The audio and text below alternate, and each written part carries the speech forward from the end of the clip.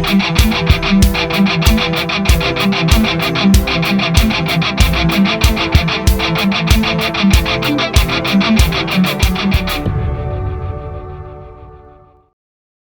हम ऑफबाउ प्रिंसिपल की बात करते हैं,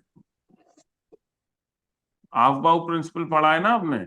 यस सर। तो ऑफबाउ प्रिंसिपल के हिसाब से energy of 3D orbital is greater than the energy of 4s orbital. Yes or no?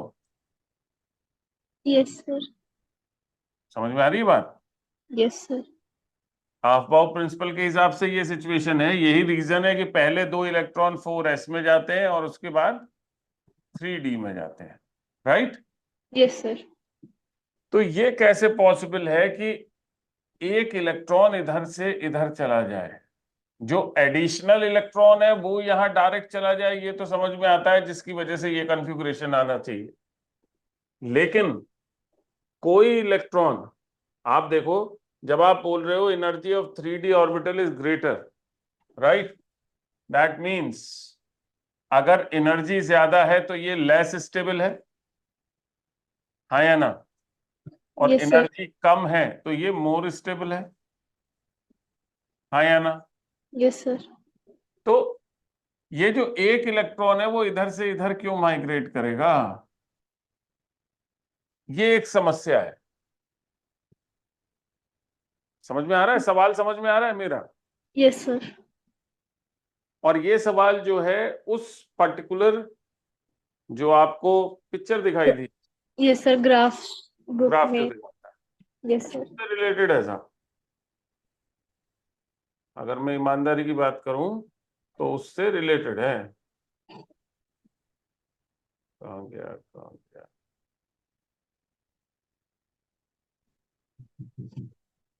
अब आप बताएं,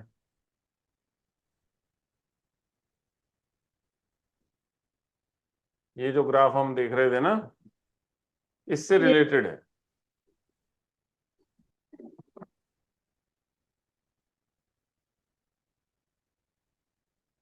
सर रीजन तो वही होना चाहिए इसको स्टेबल करने के लिए, रीजन, और वो मैं इधर से। एक बात बताओ, आप ये कह रही हो कि रीजन वही होना चाहिए स्टेबल करने के लिए, तो मेरे लॉजिक का जवाब दे दो कि ये तो अनस्टेबल हो रहा है।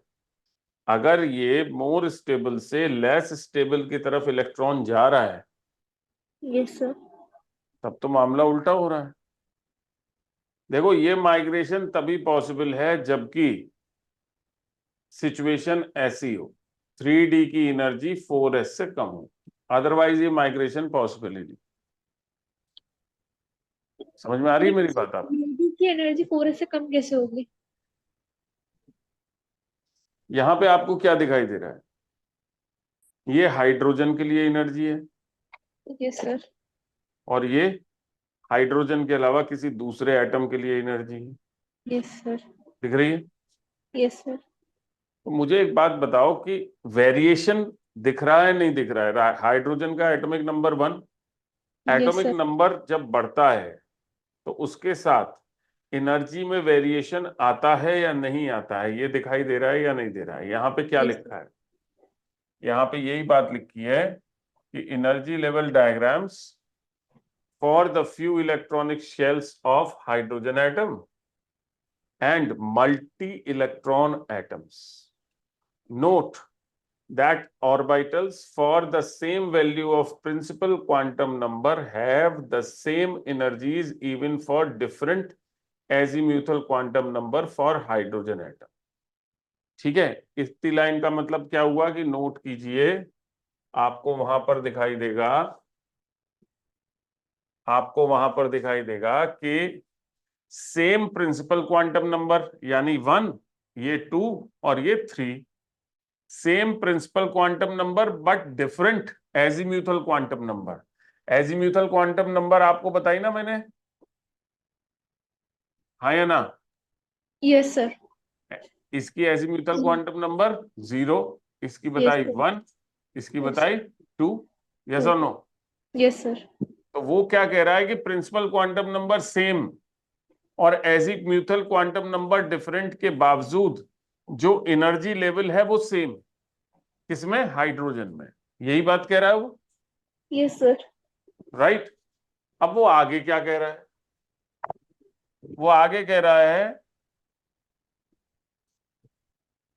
in case of multi-electron atoms, orbitals with same principal quantum number possess different energies for different azimuthal quantum numbers। क्या कह रहा है कि अगर हम मल्टी इलेक्ट्रॉन सिस्टम की बात करते हैं तो वो ऑर्बिटल्स जिनके सेम प्रिंसिपल क्वांटम नंबर हैं लेकिन एजीम्यूथल क्वांटम नंबर डिफरेंट है, राइट? ऐसी ऑर्बिटल्स की एनर्जी डिफरेंट है। यहाँ जैसे 2s 2p की दिखाई दे रही है, यहाँ 3s 3p 3d की दिखाई दे रही है। यस और नो? Yes sir. तो ये डिफरेंस समझ में आ रहा है? Yes sir. ये डिफरेंस क्या बोल रहा है? ये डिफरेंस बोल रहा है कि एटॉमिक नंबर के साथ जो ऑर्बिटल्स की एनर्जी है उस एनर्जी में वेरिएंस आता है, उस एनर्जी में चेंज आता है। दिख रहा है नहीं दिख रहा है ये बात? Yes sir. क्लियर कट दिख रही है? Yes sir. पक्का? Yes sir. हम्म? यस सर दिख रही है। समझे? तो यस। आपको ये समझ में आना चाहिए कि might be at atomic number 21, atomic number 21 पे ऐसी सिचुएशन हो कि 3d की एनर्जी 4s से ज्यादा है, बट एटॉमिक नंबर 24 पर ऐसी सिचुएशन नहीं है, वहां पर ये सिचुएशन है। तभी इलेक्ट्रॉन यहां से यहां जा सकता, अदरवाइज जा नहीं सकता है। समझे आप? Yes sir. इसका सबूत दिखाऊं? हल्का सा ढूंढना पड़ेगा मुझे इसका सबूत। मैं आपको सबूत भी दिखा सकता हूं, प्रूफ दिखा सकता हूं। दिखाऊं? Yes sir. लेट मी सी। ये कर्व आपको दिखाई दे रहा है? Yes sir. इस कर्व को ध्यान से देखिए। इस कर्व के अंदर क्या है कि नीचे ये एटॉमिक नंबर्स लिखा है, राइट? और यहाँ पे ये 1 2 3 4 5 जो है ये क्या लिखा है? Principal quantum number. ठीक है? Yes sir. यहाँ ये जो 1 के नीचे ब्लू कलर की लाइन दिखाई दे रही है ये 1s को बताती है। 2 के नीचे ब्लू कलर की लाइन, जो ब्लू कलर की लाइन है ये s ऑर्बिटल को बताती है, किसी प्रिंसिपल क्वांटम नंबर के। और ये जो रेड कलर की लाइन आपको दिखाई दे रही है ये 2p को बताती है। ठीक है? इसी यस। तरीके से आप देखेंगे 3s ब्लू कलर का जा रहा है, ये 3s है।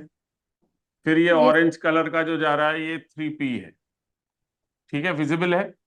Yes sir. जब आप 3d को देख रहे हैं तो आपको क्या दिखाई दे रहा है? 3d। और ये आ रहा है ब्लू कलर का 4s।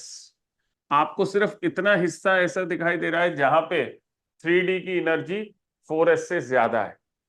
Yes sir. आया ना? बाकी यस। सारा कर्व कैसा दिखाई दे रहा है? बाकी बाकी सब सारे कुछ। कर्व में क्या सिचुएशन है कि 3d की एनर्जी 4s से कम ही है। हाँ या ना? Yes sir. समझ में आ रही है बात? नहीं समझ में आ रही? जब आप इससे परपेंडिकुलर डालेंगे ना नीचे तो ये परपेंडिकुलर लगभग लगभग 20 के आसपास आएगा, 20-21 के आसपास। ये देखिए ये जा रही है लाइन, दिख रही है ये लाइन? Yes sir. और ये वाली लाइन जा रही है 4s की। तो यस यहां सर। पर सिर्फ इतना सा पोर्शन जो है वो आपको ओवरलैप करता हुआ दिखाई देगा, ये पोर्शन बस, जहां पे 3d एक्सीड कर रहा है 4s को। बाकी सब तो सेम चल रहा है। Yes sir. तो ये क्या इंडिकेट करता है कि जब आप 24, अगर आप 24 के आसपास देखें, देखो ये 25 है, यस सर। ये हरी वाली लाइन जो आ रही है ये 25 है। Yes sir. इससे पहले देखो 3d और 4s की एनर्जी में क्या सिचुएशन है, दिख यस रही है? सर। Yes sir. तो बेसिक जो इशू है वो यही है कि हमें ये समझना पड़ेगा अब हो क्या रहा है। एटॉमिक नंबर बढ़ने के साथ जो एनर्जी है उसमें वेरिएंस आ रहा है, उसमें चेंज आ रहा है। ठीक है, हमें उस चेंज को समझना पड़ेगा। We have to understand this particular change, जो कि हमें दिखाई दे रहा है हर एक एटॉमिक नंबर के लिए जो ऑर्बिटल्स की एनर्जी है वो अलग अलग होती हैं। ठीक है, और यस उस कर्व में इसकी छोटी सी इंसाइट आपको दी गई है। वो जो कर्व आप देख रहे थे उसमें इसकी छोटी सी इंसाइट आपको दी गई थी कि देखो भाई, मल्टी इलेक्ट्रॉन सिस्टम में ऐसे करके वेरी कर जाता है, जबकि सिंगल इलेक्ट्रॉन सिस्टम में एज इट इज रहता है, सिंगल। ठीक है, यस सर। क्लियर है? यस सर, अब क्लियर है। अब क्लियर है? यस तो सर। ये चीज समझनी जरूरी होती है। आप ऐसे ही जब आप आगे देखो, आगे भी इसी तरह की सिचुएशन है। ये देखो, ये बहुत स्मूथ जा रहा है, ऑरेंज कलर का 4p, ये कहीं किसी से कट इसका नहीं है। लेकिन 4d को जब आप देख रहे हो, ये देख रहे हो यहां से कितना लंबा कट ये लिया है यहां पर, जहां ये 5s से, ये 5s आ रहा है और ये 4d है। 5s से ज्यादा एनर्जी रखता है। इसके अलावा, यानी इससे पहले और इसके बाद, जो 4f की एनर्जी है वो 5s से कहीं पंगा नहीं लेती, 4d की एनर्जी। ठीक यस। है, यस सर। इसी तरीके से ये देखो, ये जा रहा है 4f, कहां तक जा रहा है, किस तरह से जा रहा है, दिख रहा है ना? यस तो सर। जो हमें जो ऑफ-बाउ प्रिंसिपल है, मैं ये नहीं कह रहा कि ऑफ-बाउ प्रिंसिपल गलत है, लेकिन ऑफ-बाउ प्रिंसिपल इन सारी चीजों का जनरलाइजेशन है बस। यानी वो हमें सिर्फ और सिर्फ इलेक्ट्रॉनिक कॉन्फ़िगरेशन लिखना सिखाता है, यस। इसका ऐसा, इसका ऐसा, इसका ऐसा। वो प्रैक्टिकल वेरिएंस को नहीं बताता है।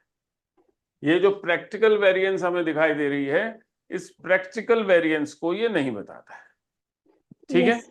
और यहां पे आप देखोगे कि जहां भी ज्यादा ओवरलैपिंग है, जिस भी जगह ज्यादा ओवरलैपिंग है, वहां पर इलेक्ट्रॉनिक कॉन्फ़िगरेशंस चेंज होंगे, not with your expectations at all. आपकी एक्सपेक्टेशंस के हिसाब से नहीं होंगे। जहां भी ओवरलैपिंग है, ये ओवरलैपिंग एरियाज हैं या ये ओवरलैपिंग एरियाज हैं, इन सब यस। में इलेक्ट्रॉनिक कॉन्फ़िगरेशन ऑफ-बाउ प्रिंसिपल के नाम से नहीं होंगे और आपको कहा जाएगा कि एक्सेप्शंस हैं। राइट? तो वो जो एक्सेप्शंस हैं वो किस वजह से होते हैं, ये आपके सामने है। क्लियर है? Yes sir. पक्का? Yes sir.